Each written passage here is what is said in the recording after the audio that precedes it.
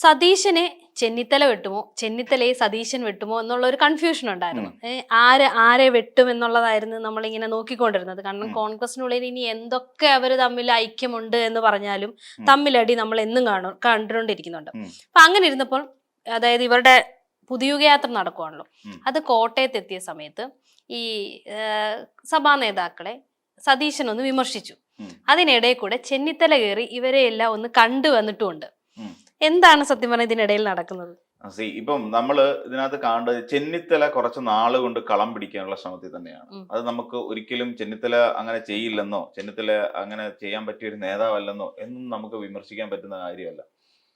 കാരണം എന്താണെന്ന് ചോദിച്ചാൽ, ചെന്നിത്തലയ്ക്ക് വി.ഡി. സതീശനെ അപേക്ഷിച്ച് നോക്കുകയാണെങ്കിൽ ശക്തമായ ഒരു പാർലമെന്ററി ബാക്ക്ഗ്രൗണ്ട് ഉണ്ട്. തന്നെയല്ല, കേരളത്തിലെ ഏറ്റവും മുതിർന്ന നേതാക്കന്മാരോടൊപ്പം പ്രവർത്തിച്ച നല്ല പ്രവൃത്തി പരിചയമുണ്ട്. നമുക്കറിയാം ഉമ്മൻചാണ്ടിക്കൊപ്പം A.K. ആന്റണിയെ പോലുള്ള നേതാവ്, അതിനു മുമ്പ് K. കരുണാകരനെ പോലൊരു നേതാവ് എന്ന് വെച്ചാൽ കേരളത്തിൽ ഒരുമാതിരിപ്പെട്ട എണ്ണം പറഞ്ഞ നല്ല ഒന്നാന്തര നേതാക്കന്മാർക്കൊപ്പം പ്രവർത്തിച്ച നല്ല പ്രവൃത്തി പരിചയം ഉള്ള ഒരു വ്യക്തി തന്നെയാണ് രമേശ് ചെന്നിത്തല. KPCC അധ്യക്ഷനായിരുന്നുണ്ട്. അതെന്ന് വെച്ച് കഴിഞ്ഞാൽ കോൺഗ്രസിനെ മുഴുവൻ കൈപ്പിടിയിൽ കൊണ്ടു നടക്കുന്ന ഒരു കാലത്ത് രമേശ് ചെന്നിത്തലയായിരുന്നു അതിന്റെ അധ്യക്ഷ സ്ഥാനം വഹിച്ചിരുന്നത് എന്നൊക്കെ പറയുന്നത് ചെന്നിത്തലയെ സംബന്ധിച്ചിടത്തോളം വളരെ പോസിറ്റീവായിട്ടുള്ള കുറെ കാര്യങ്ങളാണ്. അത് മാത്രമല്ല, കൃത്യമായി സഭകളെയും സമുദായ നേതാക്കന്മാരെയും ഒക്കെ വളരെ മൈൽഡായിട്ട് ഹാൻഡിൽ ചെയ്യാൻ കഴിയുന്ന, വളരെ നയതന്ത്രം കൃത്യമായി പരിപാലിച്ചു പോകുന്ന ഒരു നേതാവ് തന്നെയാണ് രമേശ് ചെന്നിത്തല. നമുക്കറിയാം, ഇപ്പം ഇത്രയും കാലമായിട്ട് വലിയ വിവാദങ്ങളും വിഷയങ്ങളും ഒക്കെ ഉണ്ടായി വരുന്ന ഒരു സാഹചര്യത്തിൽ പോലും രമേശ് ചെന്നിത്തലയെ വിമർശിക്കാൻ വെള്ളാപ്പള്ളി നടേശൻ ഇതുവരെ മുതിർന്നിട്ടില്ല. അത് നമ്മൾ മനസ്സിലാക്കേണ്ട ഒരു കാര്യമാണ്. ഏതെങ്കിലും ഒരു ഘട്ടത്തിൽ ചെന്നിത്തല കൊള്ളരുതാത്തവനാണെന്നോ, അല്ലെങ്കിൽ ചെന്നിത്തല ഇവിടെ അനാവശ്യമായി ഇടപെടൽ നടത്തുന്നോ എന്ന് പറഞ്ഞുകൊണ്ട് ഒരു ഘട്ടത്തിൽ പോലും വെള്ളാപ്പള്ളി നടേശൻ പോലും രംഗത്തേക്ക് വന്നിട്ടില്ല.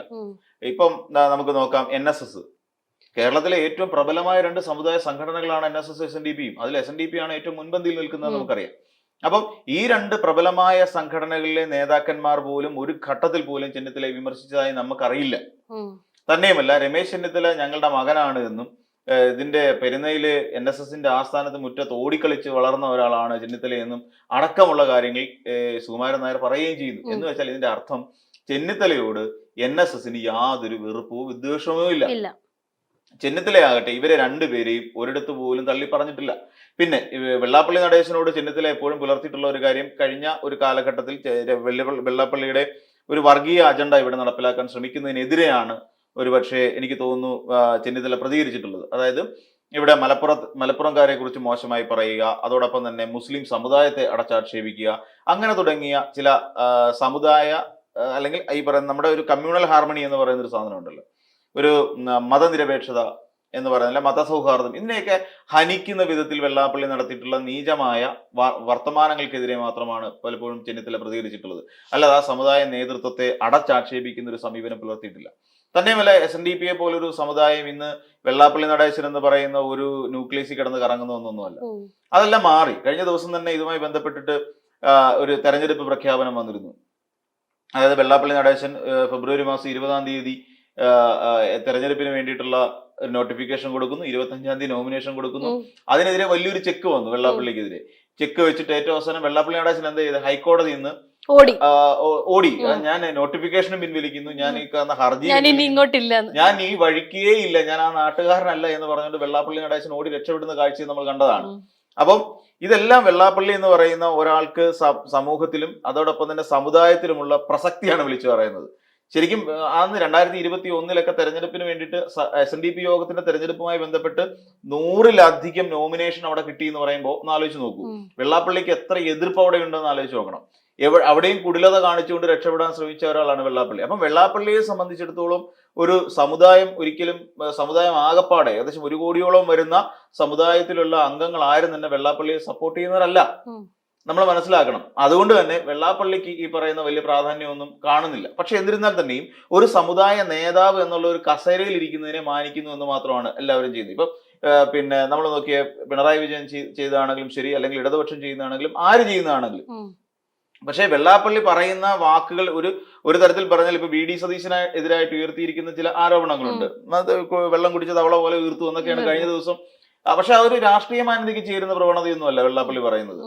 അങ്ങനെ അതിനൊക്കെ ഒരു മര്യാദ ഉണ്ടാവണം. രാഷ്ട്രീയ വിമർശനങ്ങൾ എപ്പോഴും രാഷ്ട്രീയമായിട്ടായിരിക്കണം, വ്യക്തിപരമാകരുത്. തവള പോലെ വീർത്തെങ്കിൽ അങ്ങനെ നഷ്ടമൊന്നുമില്ലല്ലോ. തിരിച്ച് വി ഡി സതീശൻ അതിപ്പോ പറഞ്ഞാൽ എന്തായിരിക്കും അവസ്ഥ?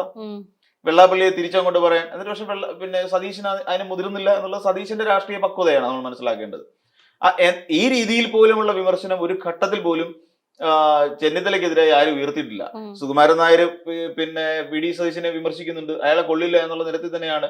വി ഡി സതീശൻ ഒറ്റയൊരുത്തം കാരണമാണ് ശരിക്കും പറഞ്ഞാൽ ഈ പറയുന്ന NSS LDF-നോടൊരു പിന്നെ ഒരു ഐക്യം പ്രഖ്യാപിച്ചത്, UDF-ൽ നിന്ന് അകന്ന് മാറി നിൽക്കുന്നത്. കാര്യം എന്താ, ഇവിടെ കോൺഗ്രസിനെ സംബന്ധിച്ച് അല്ലെങ്കിൽ UDF-നെ സംബന്ധിച്ചിടത്തോളം എല്ലാ കാലത്തും ഇതിന് തീരുമാനം എടുത്തുകൊണ്ടിരുന്നത്, അല്ലെങ്കിൽ UDF-ന്റെ ഇന്റേണൽ കാര്യങ്ങളിൽ പോലും ആരെയൊക്കെ നിർത്തണം, എവിടെയൊക്കെ നിർത്തണം തുടങ്ങിയ കാര്യങ്ങളിൽ പോലും തീരുമാനം എടുത്തുകൊണ്ടിരുന്നത് ഈ സഭക്കാരും അതോടൊപ്പം തന്നെ NSS-നെ പോലുള്ള സാമുദായിക സംഘടനകളും തന്നെ ആയിരുന്നു. അതിനകത്ത് യാതൊരു മാറ്റവും ഇല്ല. ഇപ്പോഴും ഒരു പ്രബലമായ പിടി ഇവർക്ക് സമുദായ അംഗങ്ങൾക്ക് എല്ലാവർക്കും, അല്ലെ സമുദായ നേതാക്കന്മാർക്ക് UDF-ലുണ്ട്. അത് ഇല്ല എന്ന് പറയാൻ പറ്റില്ല. അത് ഈ പറയുന്ന പോലെ വി ഡി സതീശൻ എത്ര ഉറക്കാതെ പ്രഖ്യാപിച്ചിരുന്നാലും ഈ സമുദായ അല്ലെങ്കിൽ ഈ സഭാ നേതൃത്വമാണെങ്കിലും സമുദായ NSS പോലെയുള്ളതാണെങ്കിലും ഇവരിൽ നിന്ന് അകലുന്നതിന് മാത്രമേ കാരണമാകുന്നുള്ളൂ. അല്ലാതെ അപ്പൊ ഇതിനെ തിരിച്ചു കൊണ്ടുവരണം. അതൊരു വല്ലാത്ത ഒരു സോഷ്യൽ എഞ്ചിനീയറിംഗ് എന്നൊക്കെ പറയാൻ പറ്റുന്ന തരത്തിലുള്ള ഒരു നീക്കമായിരിക്കണം. അപ്പൊ ആ രീതിയിൽ ഇവിടെ സമുദായത്തെ തിരിച്ചു കൊണ്ടുവന്ന് UDF-നോട് അടുപ്പിക്കാൻ വേണ്ട ഒരു കീ ഫാക്ടർ എന്നുള്ള നിലയിൽ നിന്നുകൊണ്ട് ഇപ്പൊ പ്രവർത്തിച്ചുകൊണ്ടിരിക്കുന്നത് ചെന്നിത്തലയാണ്.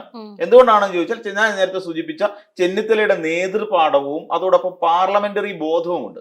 ഇത് രണ്ടും കൂടി ചേർന്നുകൊണ്ട് അദ്ദേഹത്തിന്റെ ഒരു പൊളിറ്റിക്കൽ ഡിസിപ്ലിൻ, ഒരു അച്ചടക്കം, ഒരു മര്യാദ, ഇതൊക്കെ കൊണ്ടിട്ട് തന്നെയാണ് ഇപ്പോഴും NSS ആണെങ്കിലും സഭക്കാരാണെങ്കിലും ഇദ്ദേഹമായിട്ടൊരു കൂടിക്കാഴ്ചയ്ക്ക് പോലും തയ്യാറാവുന്നത് ചെന്നിത്തലയായിട്ട്.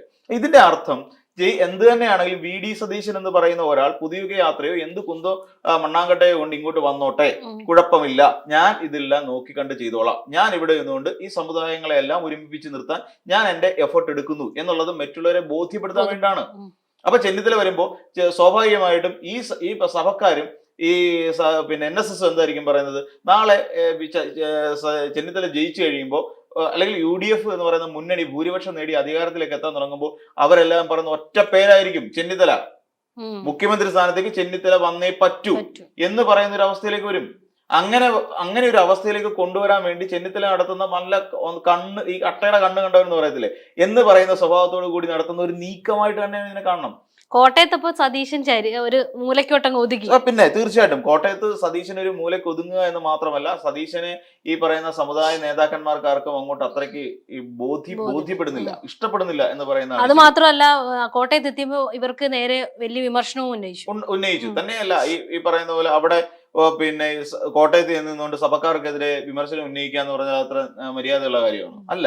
അത് അവിടെ കോട്ടയം എന്ന് പറഞ്ഞു കഴിഞ്ഞാൽ കോട്ടയം മൊത്തത്തിൽ നിൽക്കുന്ന സഭക്കാരുടെ കയ്യിലാണ് കോട്ടയം നിൽക്കുന്നത്. എല്ലാ അതിരൂപതകളുടെയും കയ്യിലാണ് നിൽക്കുന്നത്. അവിടെ ചെന്നുകൊണ്ട് സഭാ മേലധ്യക്ഷന്മാരെ ചീത്ത വിളിച്ചു കഴിഞ്ഞാൽ അല്ലെ അവരെ വിമർശിച്ചു കഴിഞ്ഞാൽ അതിനുണ്ടാകുന്ന ഒരു ഇമ്പാക്ട് വളരെ വലുതായിരിക്കും. ഇപ്പം UDF-ന് കിട്ടാൻ സാധ്യതയുള്ള 2 ജില്ലകളിൽ ഏറ്റവും പ്രധാനപ്പെട്ട ജില്ലകളാണ് പിന്നെ കോട്ടയം എറണാകുളവും. ഇപ്പൊ ഇത് രണ്ടും UDF-ന് വളരെയധികം പ്രാധാന്യമുള്ളതാണ്. പിന്നെ ഇടുക്കിയും വരുന്നുണ്ട്. ഇതാണ് അവരുടെ മധ്യ കേരളം എന്ന് പറഞ്ഞാൽ ഏറ്റവും കൂടുതൽ അവർ തന്നെയാണ്. അപ്പൊ അങ്ങനെ വരുന്ന സാഹചര്യത്തിൽ അവിടെ വോട്ടുറപ്പിക്കേണ്ടത് അവിടുത്തെ സമുദായ നേതാക്കന്മാരെയും മതമേലധ്യക്ഷന്മാരെയും കണ്ടു തന്നെ ആവണം.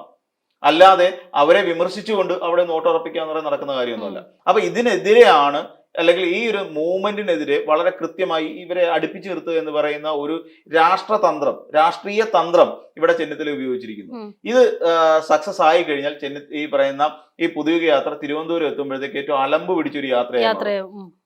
കാര്യം പലരും ഇതിനകത്ത് നിന്ന് വിട്ടുപോകാനും ഒക്കെയുള്ള സാധ്യതയുണ്ട്. തന്നെയുമല്ല, ഇത്തവണത്തെ ഒരു സീറ്റ് നിർണയം കഴിയുമ്പോൾ കോൺഗ്രസിൽ നിന്ന് ഒരു കുത്തൊഴുക്ക് BJP-യിലേക്ക് ഉണ്ടാകാനുള്ള സാധ്യതയുണ്ട്. നേതാക്കന്മാർ അല്ലെങ്കിൽ പല പ്രവർത്തകർ, ഇപ്പൊ തന്നെ നമുക്കറിയാം ഇവിടുത്തെ ഒരു കൗൺസിലർ, എനിക്ക് തോന്നുന്നു പറവൂർ മുനിസിപ്പാലിറ്റിയിലെ ഒരു കൗൺസിലർ, അവർ രാജിവെച്ച് പോയി. വലിയ ഇമ്പാക്ട് ഉണ്ടാക്കുന്നില്ല എങ്കിൽ തന്നെയും അവർ രാജിവെച്ച് പുറത്തേക്ക് പോയി എന്നുള്ളത് ഒരു യാഥാർത്ഥ്യമായി നിൽക്കുന്നു. ഇപ്പം കൊട്ടാരക്കര എന്ന് പറയുന്ന മണ്ഡലത്തിൽ നിന്നും അവിടുത്തെ നേരത്തെ ബാലഗോപാലിനെതിരെ മത്സരിച്ചുകൊണ്ടിരുന്ന രശ്മി BJP-യിലേക്ക് പോകുന്നു. അപ്പൊ ഇങ്ങനെയൊക്കെ പറയുന്ന ചില ഒഴുക്കുകൾ പോകുന്നുണ്ട്. ഈ ഒഴുക്കുകൾ ഇത് വലിയതായിട്ട് പ്രതിഫലിക്കില്ല എങ്കിൽ തന്നെയും ഇത് അടുത്ത സീറ്റ് വിഭജനം കഴിയുമ്പോഴേക്ക് ഇത് വലിയ തോതിൽ ചർച്ച ചെയ്യപ്പെടുന്ന ഒരു വിഷയമായി മാറും. ചർച്ച ചെയ്യപ്പെടുക മാത്രമല്ല, സീറ്റ് കിട്ടാതെ, അതായത് പുറത്തു നിന്ന് വരുന്നവർക്ക് കൂടുതൽ പ്രാതിനിധ്യം കൊടുക്കുന്ന രീതി. ഇപ്പൊ നമുക്കറിയാം എസ് രാജേന്ദ്രനെ ഇടുക്കി നമുക്കറിയാം ദേവികുളത്തെ മുൻ MLA ആയിരുന്ന എസ് രാജേന്ദ്രനെ അവിടേക്ക് കൊണ്ടുവന്നു BJP സ്വീകരിച്ചു കഴിഞ്ഞപ്പോൾ അവിടെ എന്താ സംഭവിച്ചത്? BJPയിലെ അവിടുത്തെ ഘടകങ്ങളിൽ പ്രശ്നം ഉണ്ടായി തുടങ്ങി എന്ന് പറയുന്നത് പോലെ പാർട്ടി വിടാൻ പലരും തയ്യാറാവുന്നു എന്ന് പറയുന്നത് കോൺഗ്രസിനകത്തും ഉണ്ടാവും. ഇത് നമ്മൾ വിചാരിക്കുന്ന പോലെയല്ല. ഐഷ പോറ്റി ഒരു CPM-ൽ നിന്ന് രാജിവെച്ച് പുറത്ത് നിൽക്കുന്ന സമയത്ത് ഐഷ പോറ്റിയെ കൊണ്ടുവന്നിട്ട് അവിടെ ബാലഗോപാലിനെതിരായിട്ട് കൊട്ടാരക്കരയിൽ സീറ്റ് കൊടുക്കുന്നു. അപ്പൊ അങ്ങനെ വന്നു കഴിഞ്ഞപ്പോൾ സ്വാഭാവികമായിട്ടും പ്രവർത്തകർക്കിടയിൽ പോലും ഒരു അമർഷമുണ്ട്. ഇപ്പൊ സന്ദീപ് വാര്യർ വന്നു, സന്ദീപ് വാര്യർക്ക് സീറ്റ് കൊടുത്തേ പറ്റൂ. സന്ദീപ് വാര്യർക്ക് കൂടി വന്ന് 1-2 വർഷത്തെ പ്രവൃത്തി പരിചയമുള്ളൂ കോൺഗ്രസുമായിട്ട്. പാലക്കാട് ഉപതെരഞ്ഞെടുപ്പ് ആ കാലത്തിന് ശേഷം മാത്രമാണ് സന്ദീപ് വാര്യർ ആക്റ്റീവ് ആവുന്നത് കോൺഗ്രസിനകത്ത്. ആ സന്ദീപ് വാര്യർക്ക് സീറ്റ് കൊടുക്കുന്നു. അപ്പൊ സ്വാഭാവികമായിട്ട് സന്ദീപ് വാര്യർക്ക് സീറ്റ് കൊടുക്കുമ്പോൾ ഇവിടെ നിലവിൽ സീറ്റ് കിട്ടുമെന്ന് പ്രതീക്ഷിച്ചുകൊണ്ടിരുന്ന പലർക്കും സീറ്റ് കിട്ടാതെ പോകുന്നു. അപ്പൊ ഇങ്ങനത്തെ കെട്ടിയിറക്കുന്നവർക്ക് സീറ്റ് കൊടുത്തുകൊണ്ട് ഇപ്പൊ രമേശ് പിഷാരടിക്ക് തൃപ്പൂണിത്തുറ പോലെ വളരെ പ്രാധാന്യമുള്ള ഒരു സീറ്റ് ഇവിടെ വിട്ടുകൊടുക്കുന്നു, പിഷാരടിക്ക് കൊടുക്കുന്നു. അപ്പൊ അവിടെ ആരെങ്കിലും ഒരാൾ നല്ലൊരു നേതാവ് മത്സരിക്കേണ്ടിയിരുന്നില്ലേ? അവിടെ മത്സരിക്കാൻ കഴിയാതെ പോകുന്നു. ഇത് കോൺഗ്രസിന് ഉണ്ടാകാൻ പോകുന്ന ഒരു വലിയ ശാപമാണ്. ഇത് ഈ മാറി വരുന്ന നേതാക്കന്മാർക്ക് സീറ്റ് കൊടുക്കുന്ന ഏതു പാർട്ടിയെ സംബന്ധിച്ചിടത്തോളം അവരുടെ അണികൾക്കും പ്രവർത്തകർക്കും ഒക്കെ നിരാശ ഉണ്ടാക്കുന്ന സമീപനം തന്നെയാണ് ഇപ്പൊ പുലർത്തി പോരുന്നത്. അപ്പൊ അതും ഈ പറയുന്ന VD സതീശന് തിരിച്ചടിയായി മാറാനുള്ള സാധ്യതയുണ്ട്. അപ്പൊ ഇതെല്ലാം സതീശനെ ഇപ്പം PV അൻവറിന് സ്ഥാനാർത്ഥിത്വം കൊടുക്കുന്നു. എന്നാൽ ഇവിടെ ചെയ്ത പണി എന്താ? ഈ പൊതുയുഗ യാത്രയിൽ ഒരിടത്ത് പോലും PV അൻവറിനെ പോലുള്ള ഒരു നേതാവിനെയോ PV അൻവറിന്റെ സംഘടനയിൽ, അതായത് തൃണമൂൽ കോൺഗ്രസിൽപ്പെട്ട ഒരു നേതാവിനെയും വേദിയിൽ കയറ്റിയിട്ടില്ല. ഇത് PV അൻവർ അപ്പം അവർക്ക് നിർഗുണനാണ്. UDF-നെ സംബന്ധിച്ച് ഒരു പ്രയോജനം ഇല്ലാത്തൊരു നേതാവാണ് PV അൻവർ എന്നുള്ള ഒരു തോട്ട് ജനങ്ങൾക്കിടയിൽ വരുന്നുണ്ട്. തന്നെയല്ല PV അൻവർ കരുതിയിരുന്ന ഈ അദ്ദേഹത്തെ പുറത്ത് കൊണ്ടു നടന്ന് പ്രസംഗിപ്പിക്കും എന്ന് വിചാരിച്ചു. കാര്യം പിണറായിസത്തിനെതിരെ കൂടെ കൊണ്ടു നടക്കുമെന്ന് വിചാരിച്ചു. അതിനിടയിൽ മുക്കാൽ പിണറായി എന്ന് പറയുന്ന ഒരു വിവാദപരമായ പരാമർശവും PV അൻവറിൻ്റെതായിട്ടുണ്ട്. അപ്പൊ ഇങ്ങനെ തുടങ്ങിയപ്പോൾ അൻവറിനോടും എതിർപ്പായി. അപ്പൊ എന്ന് വെച്ചാൽ ആകെപ്പാടെ ഇപ്പൊ ഉള്ളതെന്ന് പറഞ്ഞു കഴിഞ്ഞാല് ഇപ്പോ SDP ഉണ്ട്, ജമാഅത്ത് ഇസ്ലാമി ഉണ്ട്, ഇവരെല്ലാം കൂടെ നിൽക്കുന്ന ഒരു സമീപനം മാത്രമാണ് ഇപ്പോൾ ഉള്ളത്. അപ്പൊ ചെന്നിത്തലയെ സംബന്ധിച്ചിടത്തോളം ചെന്നിത്തലയ്ക്ക് വളരാൻ പറ്റിയ ഒരു ഇടമുണ്ട്, ചെന്നിത്തലയെ വളർത്താൻ പറ്റിയ ആൾക്കാരും ചെന്നിത്തലയുടെ പിന്നിലുണ്ട്. അവരെ എല്ലാം വേണ്ട രീതിയിൽ അനുനയിപ്പിക്കാനും സംസാരിക്കാനും ചർച്ച ചെയ്യാനും ചെന്നിത്തലയ്ക്ക് കഴിഞ്ഞു. എന്ന് വെച്ചാൽ ഇപ്പോ വോട്ടിംഗ് എന്ന് പറയുന്ന ഒരു രീതിയിലേക്ക് വോട്ട് ബാങ്ക് കണ്ടെത്തുന്ന കാര്യത്തിൽ ചെന്നിത്തല തന്നെയാണ് ഇപ്പൊ 1-ാം പന്തിയിൽ നിൽക്കുന്നത്. അതിൽ VD സതീശന് യാതൊരു പങ്കുമില്ല. സതീശൻ ഈ മൈക്ക് കെട്ടി പ്രസംഗിക്കുന്നതിന്റെ 10 ഇരട്ടി എഫക്റ്റ് ആണ് ഇപ്പൊ ചെന്നിത്തലയിലൂടെ കോൺഗ്രസ് പാർട്ടിക്ക് ഉണ്ടാകാൻ പോകുന്നത്. അത് ചെന്നിത്തലയ്ക്ക് ഗുണമായി വരികയും ചെയ്യും.